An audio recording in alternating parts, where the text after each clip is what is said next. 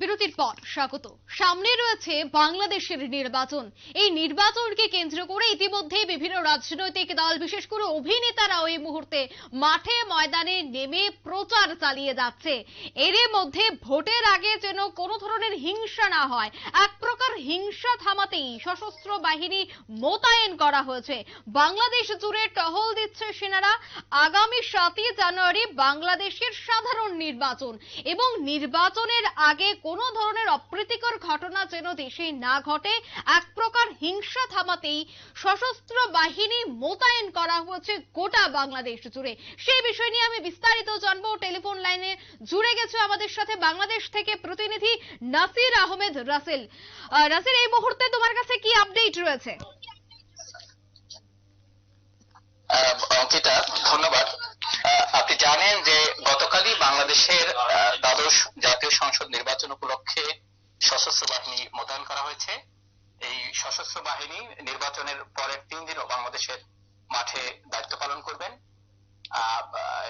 গতকাল এই সশস্ত্র বাহিনী মোতায়েনের পরপরই বিকেলে বাংলাদেশের নির্বাচন কমিশনে সশস্ত্র বাহিনীর বিভিন্ন পর্যায়ের কর্মকর্তাদের সঙ্গে নির্বাচন কমিশনের একটি বৈঠক হয়েছে।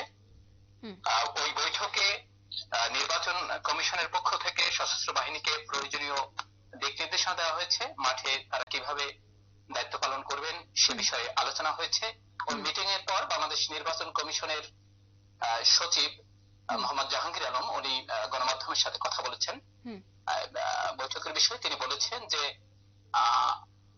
আগামী 7 জানুয়ারি যে দ্বাদশ জাতীয় সংসদ নির্বাচন অনুষ্ঠিত হবে, এই নির্বাচনের সকল আয়োজন ইতিমধ্যে নির্বাচন কমিশন সফলভাবে সম্পন্ন করেছে।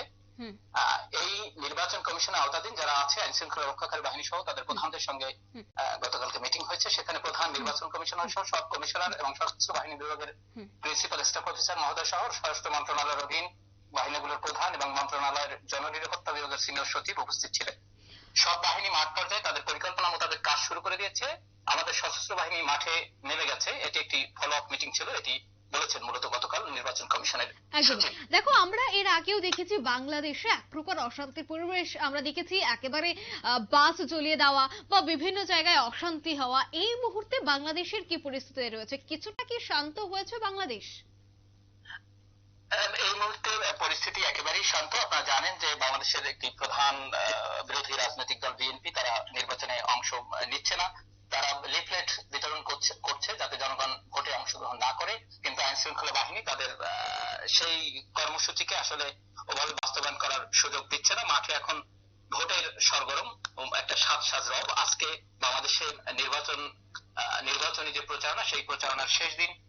সারা ঢাকা সহ সারা দেশ জুড়েই নির্বাচনী একটি আমেজ বিরাজ করছে এবং প্রচুর সংখ্যক সমর্থক, বিশেষ করে যে ক্ষমতাসীন আওয়ামী লীগের যারা সমর্থক রয়েছে, যারা প্রার্থী রয়েছেন এবং অন্যান্য দলের যে সমস্ত প্রার্থী রয়েছেন, তুমি বলছিলে যে বিএনপি এবং প্রচারণা চালাচ্ছেন। তুমি বলছিলে যে বিএনপি এই নির্বাচনে অংশগ্রহণ করছে না, তারা এই মুহূর্তে লিফলেট বিতরণ করছে। কি মনে হয় এই যে নির্বাচনে অংশগ্রহণ না করা, সেক্ষেত্রে হাসিনা সরকার বা হাসিনা পার্টির জন্য এই নির্বাচন অনেকটাই সহজ হয়ে যাবে?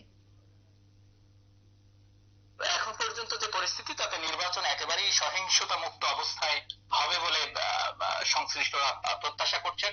ইলেকশন কমিশনও এটা প্রত্যাশা করছে। আইন শৃঙ্খলা বাহিনীর প্রধানরাও একই কথা বলছেন এবং তারা বলছেন যে জনগণকে তারা নির্ভয়ে ভোট কেন্দ্রে আসার জন্য আহ্বান জানিয়েছেন এবং সে ধরনের পরিস্থিতি বা পরিবেশ তারা নিশ্চিত করছেন এবং করবেন বলে তাদের পক্ষ থেকে বলা হচ্ছে। একই সঙ্গে বাংলাদেশের চলমান নির্বাচন পরিস্থিতি নিয়ে আজকে বিকেলে বলা চলে এই মুহূর্তে হোটেল প্যান প্যাসিফিক সোনারগাঁয়ে কূটনীতিকদের একটা ব্রিফ করার কথা রয়েছে নির্বাচন কমিশনের পক্ষ থেকে। ধন্যবাদ রাসেল আহমেদ তোমাকে বিস্তারিত তুলে ধরার জন্য। মূলত এই মুহূর্তে কিন্তু দফায় দফায় বৈঠক চলছে। বাংলাদেশ জুড়ে শান্ত পরিবেশ বিরাজ করা বা শান্ত পরিবেশ স্থায়ী করার জন্য একাধিক বৈঠক এবং সেনা মোতায়েন করা হয়েছে। ছোট একটি বিজ্ঞাপন বিরতি, সাথে থাকুন।